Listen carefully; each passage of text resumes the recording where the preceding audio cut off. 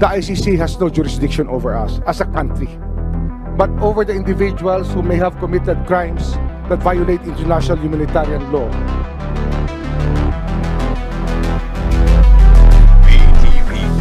Yung kidnapping or yung Hindi po extraordinary... kidnapping. Wala akong nangyaring kidnapping, ma'am. The international humanitarian law gives us two options: extradition or surrender. Yan po ba ang gusto niya rin ipahiwatig sa taong bayan na kapag may warrant of arrest ay dapat magtago? Hindi po ito diversionary tactic. Ang hindi na nga po na pag-uusapan ngayon ay yung tungkol sa confidential funds.